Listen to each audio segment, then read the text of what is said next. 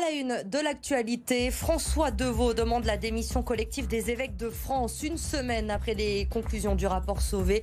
Le cofondateur de La Parole Libérée, victime de l'ancien prêtre Prénat, sait qu'ils ne sont pas tous coupables, mais il les considère comme tous responsables.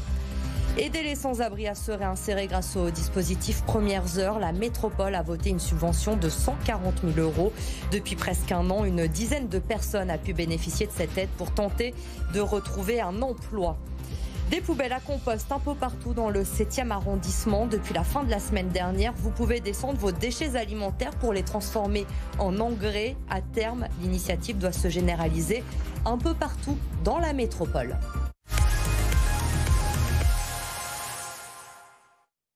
Le rapport Sauvé a fait l'effet d'une bombe au sein de l'Église catholique de France la semaine dernière. Les conclusions des travaux de cette commission indépendante sur les abus sexuels révélaient que plus de 300 000 victimes avaient été recensées depuis les années 50.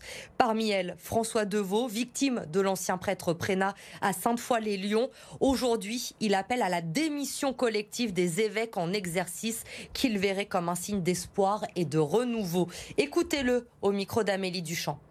On a un pouvoir qui est détenu dans la main d'hommes. Ça fait 30 ans qu'ils sont confrontés à ces scandales et ça fait 30 ans qu'ils affichent de belles paroles. C'est suivi d'aucun acte concret. Quand on voit l'amateurisme, l'impréparation et le cumul de maladresse par le plus haut représentant de l'Église de France, le président de la CEF et les différents autres évêques, effectivement, maintenant il faut avancer très vite. Il faut tout casser, il faut briser ce système parce que ce système-là crée une œuvre de mort et une œuvre de mort sur des enfants. Justice avec le procès des marchands de sommeil qui s'est ouvert la semaine dernière à Lyon. Les réquisitions sont tombées aujourd'hui dans ce procès. Des peines allant jusqu'à 7 ans de prison. 100 000 € d'amende ont été requises à l'encontre de l'homme qui est à la tête de ce réseau. Je vous le rappelle, 14 personnes qui sont actuellement jugées pour avoir loué des logements insalubres dans la métropole lyonnaise entre 2012 et 2017. Le procès doit se terminer demain. 7 ans de prison requises donc contre ces marchands de sommeil. Les suites également ce soir du démantèlement d'un point de deal à Villeurbanne. Nous vous en parlions hier déjà sur BFM Lyon. 250 000 € en liquide et 14 kilos de résine de cannabis ont été saisis la semaine dernière dans le quartier du Tonkin. 5 personnes ont été mises en examen, 3 d'entre elles placées sous mandat de dépôt. Les 2 autres ont été placées sous contrôle judiciaire. En bref, Iman, l'une des 2 étudiantes qui a entamé une grève de la faim la semaine dernière, a dû être hospitalisée aujourd'hui à l'hôpital Saint-Joseph-Saint-Luc. Elle a fait un malaise. Pour rappel, ces 2 étudiants titulaires d'une licence en droit n'ont pas obtenu de place en master cette année. Ils avaient donc décidé d'entamer une grève de la faim. Ça fait une semaine maintenant qu'ils dorment devant l'université. Au chapitre social, depuis presque un an, le dispositif Premières Heures permet à des sans-abri de se réinsérer. C'est le cas au foyer Notre-Dame des sans-abri à Dessines qui propose des chantiers d'insertion. La métropole a voté elle aussi une subvention de 140 000 € lors du dernier conseil pour développer encore plus ce dispositif. Reportage de Mélanie Ferreira. Il y a moins d'un an, Raphaël vivait à la rue, sans papier ni travail, jusqu'à ce qu'on lui propose un petit boulot. On fait du tri, c'est-à-dire qu'on met chaque vêtement. Par exemple, là, c'est un jean, donc il est correct. Donc en fait, on le met avec les jeans. Ibrahim prend le relais en mettant ces tas de vêtements dans des valises pour les envoyer à des associations. Ces 2 anciens SDF ont tous les 2 commencé par un contrat de 4 heures par semaine, puis 12, puis 20 et aujourd'hui 30 heures. Ils se sont aussi vus proposer un logement, la clé pour un retour à une vie normale. Avec ce projet-là, j'ai réussi à vraiment dépasser tous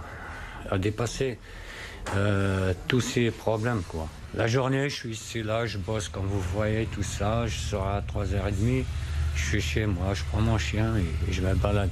De parcours modèles qui aident à dresser un premier bilan plutôt positif 10 mois après la signature du premier contrat de travail. On peut parler de réussite sur les 16 salariés qui sont accueillis là depuis donc, le 1er décembre. Il y a 6 salariés qui sont passés donc, sur les ateliers chantiers d'insertion. On a un salarié qui est passé également directement en CDD, CDI, donc avec la SNCF. Et avec les 140 000 € supplémentaires apportés par la métropole, le dispositif Premières Heures va pouvoir être déployé sur 2 autres sites de l'agglomération lyonnaise et tenter de sortir 60 personnes de la rue. Si vous habitez dans le 7e arrondissement à Lyon, vous avez très certainement remarqué ces nouveaux containers installés un peu partout. Il s'agit tout simplement de bornes à compost. Le principe est simple, vous descendez vos déchets alimentaires pour les transformer en engrais. 150 composteurs sont installés pour cette phase d'expérimentation. Lauriane Pellao et Thomas Humbert. Cela fait 4 ans que Johan et Eva font du compost avec leurs restes. Jusqu'à présent, le couple le fabriquait sur son balcon et l'utilisait pour les plantes. Johan et Eva vont désormais directement jeter leurs déchets dans ces nouvelles bornes à compost. Ce qui est bien avec les bennes, c'est que du coup, ça va être valorisé d'une autre façon, je pense, du coup.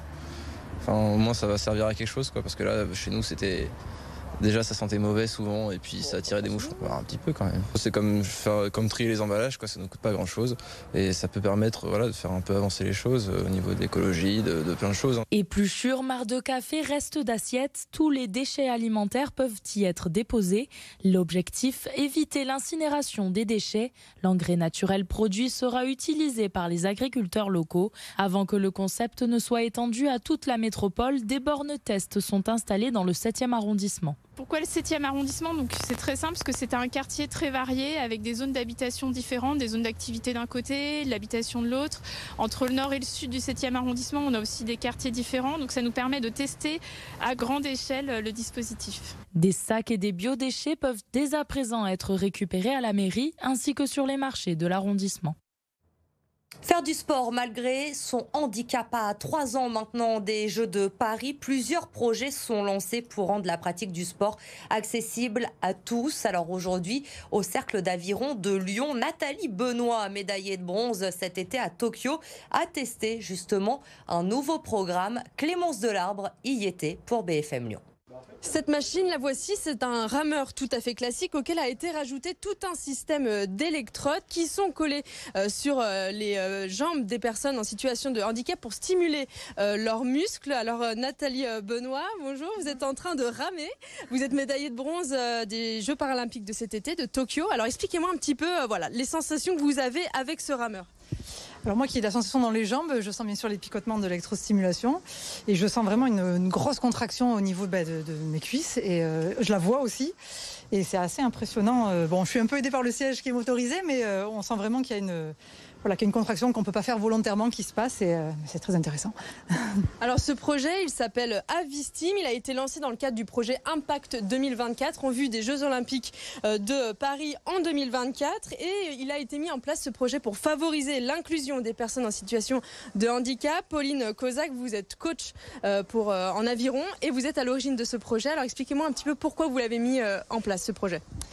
À l'origine, je suis coach aviron santé, donc on accueille déjà une section avec des sportives qui ont des pathologies, notamment des affections longue durée, donc beaucoup de cancers, mais aussi de la sclérose en plaques, Parkinson, des maladies qui sont dégénératives à terme, qui ont des effets, des grosses conséquences sur le corps, le squelette et les muscles. Et je cherchais un système pour pouvoir accompagner ces personnes-là un peu plus dans l'accompagnement précis de leur pathologie. J'ai rencontré donc le laboratoire qui crée les adaptations sur le concept 2 et ça permet d'accompagner les personnes sur des entraînements qui sont spécifiques pour elles, tout en le permettant de le faire au sein d'un club sur les mêmes créneaux que des personnes valides. Les personnes sont en autonomie, en gestion de leur entraînement, avec un coach qui peut coacher et des valides et des personnes soit en situation de handicap, soit avec des pathologies. Et à terme, ce projet pourra aller même sur l'eau. Et d'ici 2024, les Jeux Olympiques à Paris, ce dispositif sera disponible dans toute la France. Notez bien les dates, les 20, 21 et 22 juin prochains. M sera de retour aux Nuits de Fourvière. Le festival l'a annoncé aujourd'hui. Mathieu Chédid va de nouveau enflammer le théâtre antique pour 3 soirées. C'est un habitué des lieux, il s'est déjà produit au festival en 2017 et en 2019. En revanche, ne vous précipitez pas sur la billetterie. Les places seront mises en vente seulement le 11 mars prochain.